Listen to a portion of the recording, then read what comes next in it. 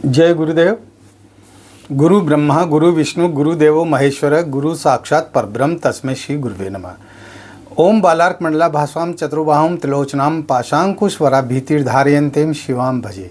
या देवी सर्वभूतेषु मातृरूपेण संस्थिता लक्ष्मी रूपेण संस्थिता शक्ति रूपेण संस्थिता नमस्तस्यै नमस्तस्यै नमस्तस्यै नमो नमः।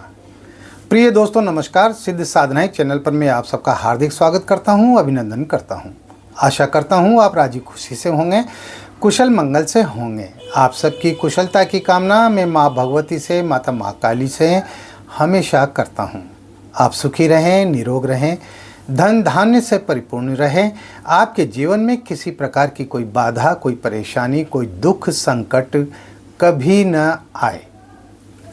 दोस्तों इस वीडियो में मैं एक बहुत बढ़िया प्रयोग बता रहा हूँ। मंत्र प्रयोग है और ये मंत्र प्रयोग बहुत ही शानदार है, तो वीडियो बहुत खास होगा। पूरा देखें, स्किप ना करें। और चैनल पर नए हो तो चैनल को सब्सक्राइब करें, लाइक करें, अपने दोस्तों में ज़्यादा से ज़्यादा शेयर करें। बेल आइकन को प्रेस करके ऑल पर क्लिक करने से आपको हमारे वीडियो का नोटिफिकेशन तुरंत प्राप्त हो जाएगा। दोस्तों हर इंसान के अंदर एक जिज्ञासा होती है, वो अपने सवालों के जवाब जानना चाहता है। हर इंसान अपने भविष्य के बारे में जानना चाहता है। मान लो किसी की नौकरी नहीं है और बेरोज़गार है, उसके पास रोज़गार नहीं है, तो वो ये सोचता है पता नहीं मेरा रोज़गार कब लगेगा। या किसी व्यक्ति की कोई समस्या है और वो समस्या ख़त्म नहीं हो रही है, तो उसके दिमाग में बार बार ये सवाल पैदा होता है पता नहीं ये समस्या कब ख़त्म होगी, लड़की की शादी कब होगी, लड़के की नौकरी कब लगेगी, मकान बनेगा या नहीं बनेगा, मेरी प्रेमिका मुझसे मिलेगी या नहीं मिलेगी, मेरी पत्नी का गुस्सा कभी ख़त्म भी होगा या नहीं होगा। किसी की पत्नी है छोड़ करके चली गई है, मायके में बैठी है, अब वो दिन रात चिंता में है। उसके मन में सवाल उठेगा पता नहीं आएगी या नहीं आएगी, रोज़गार में बरकत होगी या नहीं होगी, काम धंधा चलेगा या नहीं चलेगा, दुकान में व्यापार में लाभ होगा या नहीं होगा, अधिकारी उसका व्यवहार सही होगा या नहीं होगा, खेत में इस बार पता नहीं किस प्रकार की फसल होती है, अच्छी होती है या कमज़ोर होती है।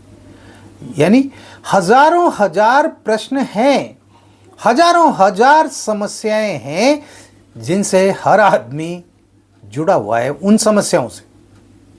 क्योंकि इस जीवन का एक पहलू जहां सुख है वहीं दुख भी है, जहां समस्याएं हैं तो वहीं समाधान भी है। ऐसा नहीं है कि किसी भी समस्या का कोई समाधान है ही नहीं।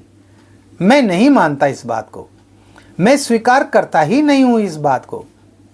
हर समस्या का समाधान है। कुछ समस्याएं ऐसी होती है जो जल्दी ही समाप्त हो जाती हैं, कुछ समस्याएं ऐसी होती है जिनको थोड़ा समय लगता है, उनके लिए प्रयास करने पड़ते हैं। मान लो किसी व्यक्ति के पास धन की कमी है या कोई व्यक्ति कर्जग्रस्त है, उसके ऊपर कर्जा है और वो कर्जे से दुखी है, उसको नींद नहीं आती है, रात में दिन में भी बेचैन रहता है, 24 घंटे कर्जे वाला घूमता रहता है दिमाग में, है ना। तो ऐसी स्थिति में वो जब इन प्रयोगों का उपाय करेगा तो इसका मतलब ये नहीं है आपने लक्ष्मी साधना कर ली तो लक्ष्मी साधना करने का मतलब ये थोड़ी है कि लक्ष्मी जो है साधना करने के बाद तुरंत ही आपको धन दे देगी, धन की वर्षा कर देगी। अरे इन प्रयोगों से, मंत्रों से, साधनाओं से, इनसे योग बनते हैं।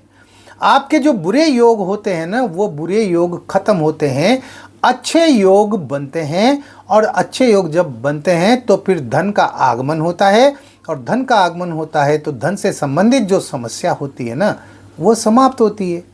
ये होता है तरीका। अगर कोई व्यक्ति ये कहे कि जो है लक्ष्मी का मंत्र जपने से, कुबेर का मंत्र जपने से, कनक धारा मंत्र जपने से तुरंत ही धन की प्राप्ति हो जाए, ऐसा कभी नहीं होता। बहुत सारे लोग इस लिए ही इस साधना करते हैं। अप्सरा की साधना, कब मैं अप्सरा को सिद्ध कर लूँगा और सबसे पहले मैं अप्सरा से रुपये ही मांगूंगा उससे मैं पैसों की डिमांड करूंगा, तू मुझे खूब सारा पैसा दे दे, 10 लाख, 20 लाख, 50 लाख, करोड़, 2 करोड़। अरे उसने पहले से ही अपने अंदर जो है इस तरह की इच्छाएं पाल ली, लोभ की प्रवृत्ति उसने पैदा कर ली अपने अंदर। अब वो साधना करेगा तो पहली बात तो जो है साधना सफल होगी ही नहीं, क्योंकि जहाँ लोभ होता है ना, लालच होता है ना, वहाँ साधनाएं भी सफल नहीं होती है। साधनाएं तो निर्विकार भाव से पैदा की जाती है। साधना करते समय भी उस व्यक्ति का ध्यान जो है वो रुपयों पैसों पर ही लगा रहेगा। कब अप्सरा प्रत्यक्ष होगी, कब वीर प्रत्यक्ष होगा, और कब मुझे पैसा देगा, कब मुझे पैसा मिलेगा, है ना। तो उसका ध्यान तो जो है अपनी समस्याओं पर है, अपने रुपये पैसे की समस्याओं पर है। उसका ध्यान जो है, उसका समर्पण अप्सरा के प्रति थोड़ी है, या धन से संबंधित अगर वो कोई और साधना कर रहा है, लक्ष्मी की साधना कर रहा है, कुबेर की साधना कर रहा है, तो उस पर थोड़ी है उसका ध्यान, उसका समर्पण है ही नहीं। वो तो स्वार्थ के वशीभूत होकर के कर रहा है साधना। और जब स्वार्थ के वशीभूत होकर के कोई काम किए जाते हैं ना, तो वो सफल नहीं होते हैं। ये तो साधनाएं तो ये तो निरंतर करनी पड़ती है और निर्विकार भाव से पैदा करनी पड़ती है ना। तो इस तरह के कई सारे प्रश्न होते हैं। मान लो कोई साधना सफल नहीं हो रही, उसमें कहाँ पर आपको परेशानी आ रही है, वो क्यों नहीं सफल हो रही, तो ये भी तो एक सवाल है। इस सवाल का जवाब भी आपको इस वीडियो में जो प्रयोग में बता रहा हूं उसमें मिलेगा। दोस्तों, ये जो मंत्र में बताऊंगा, जो साधना में बताऊंगा ना, इस साधना को अगर आप कर लेंगे ना, तो आप अपने किसी भी सवाल का जवाब, किसी भी प्रश्न का जवाब आप सपने में ले सकते हैं। सपने में आपको उस प्रश्न का जवाब मिलेगा। अब मिलेगा ही मिलेगा, क्योंकि मेरा खुद का आजमाया हुआ है ये। मेरे कई सारे साधकों ने आजमाया है, इसको किया है, इस प्रयोग को, और सफल हुए हैं, वो 100% सफल हुए हैं। तो जैसा कि मैं कहता हूं कि आपकी श्रद्धा कितनी है, आपका विश्वास कितना है मंत्र के प्रति, अपने गुरु के प्रति और साधना के प्रति आपका समर्पण कितना है, उसके ऊपर सफलता निर्भर करती है। मैं तो बिल्कुल क्लियर बात करता हूं, है ना। मैं झांसा नहीं देता, मैं झूठ नहीं बोलता, मैं और लोगों की तरह ये नहीं कहता कि मंत्र को 3 बार पढ़ो और तुम्हारी प्रेमिका तुम्हारी बाहों में आ जाएगी, मंत्र को 3 बार पढ़ो और तुम्हारे घर में धन की वर्षा होने लग जाएगी। मैं इस तरह की उल जुलूल और फालतू बातें कभी नहीं करता, और ऐसा होता भी नहीं है। समझ में आ गई ना बात। इसलिए ये जो साधना में बता रहा हूं, स्वप्न में आपके हर सवाल का जवाब आपको मिलेगा, पर एक रात में एक ही सवाल होना चाहिए। ये नहीं कि 2-4 सवाल आपने इकट्ठे पाल लिए और फिर आप चाहें कि मुझे इन सबके जवाब एक साथ ही मिल जाएं। ऐसा नहीं होगा। एक रात में एक ही सवाल का जवाब आपको मिलेगा। तो इस साधना को कैसे करना है वो ध्यान से सुने। आपके पास में स्वप्नेश्वरी देवी का चित्र होना चाहिए जो प्राण प्रतिष्ठित हो, और इसके साथ ही आपके पास में स्वप्नेश्वरी माला होना चाहिए, वह भी प्राण प्रतिष्ठित होना चाहिए। बस इन 2 चीजों की जरूरत पड़ेगी। घी का दीपक लगाना है, 2 अगरबत्ती लगाना है। इस साधना को आप किसी भी शुक्रवार से शुरू कर सकते हैं, किसी भी शुक्रवार से, और ये 11 दिन की साधना है। तो किसी भी शुक्रवार से आप रात को 9 बजे के बाद स्नान करके साफ स्वच्छ कपड़े पहनकर और आप आसन पर बैठ जाए। आप कपड़े किसी भी रंग के पहन सकते हैं, काले रंग को छोड़ करके किसी भी कलर के कपड़े आप पहन सकते हैं। आपका आसन जो है वो किसी भी प्रकार का हो सकता है, और आपका वो आसन आपको कहाँ लगाना है, वो लगाना है आपको अपने पलंग के ऊपर, बिस्तर पर, जिस पर पलंग पर आप सोते हो ना, उसी पर आपको वो आसन लगाना है। और वहाँ पर जो है एक बाजोट रख दें पलंग पर ही। उस बाजोट के ऊपर जो है आप स्वप्नेश्वरी देवी का चित्र रख दें, फोटो जो प्राण प्रतिष्ठित है, और घी का दीपक लगा दे, 2 अगरबत्ती लगा दे। अगरबत्ती आप साइड में लगा सकते हैं, पलंग के नीचे एक तरफ लगा सकते हैं, ठीक है।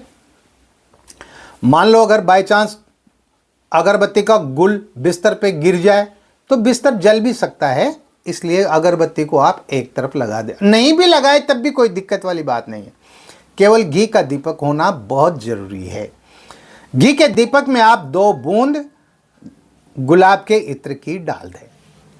आप अपने कपड़ों पर भी गुलाब का इत्र लगा लें, अपने आसन पर भी लगा लें, और आपको स्वप्नेश्वरी देवी की सामान्य पूजा करनी है। स्नान कराएं, तिलक लगाएं, अक्षत चढ़ाएं, पुष्प हो तो पुष्प चढ़ा दें, नहीं है तो आप मन में ही बोल सकते हैं मैं आपको पुष्प अर्पित कर रहा हूं, मैं आपको अक्षत अर्पित कर रहा हूं, है ना।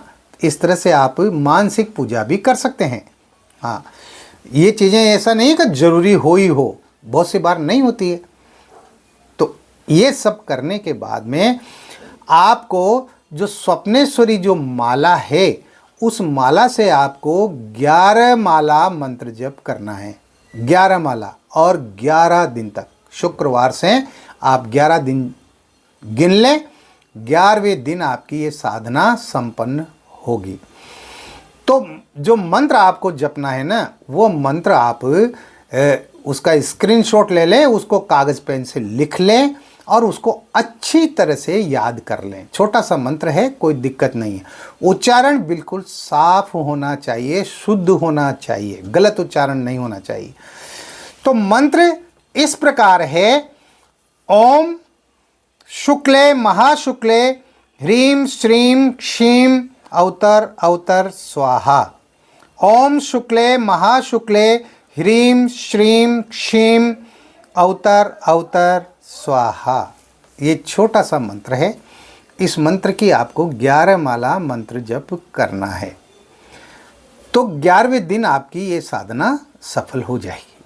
उसके बाद आपको क्या करना है, इसका प्रयोग कैसे करना है, जब रात्रि में आप सोने लगो तो एक सफ़ेद कागज पर पेन से, पेन किसी भी कलर की स्याही का हो सकता है ना, नीला पेन हो सकता है, लाल पेन हो सकता है, काला पेन हो सकता है, ये कोई मायने नहीं रखता, है ना।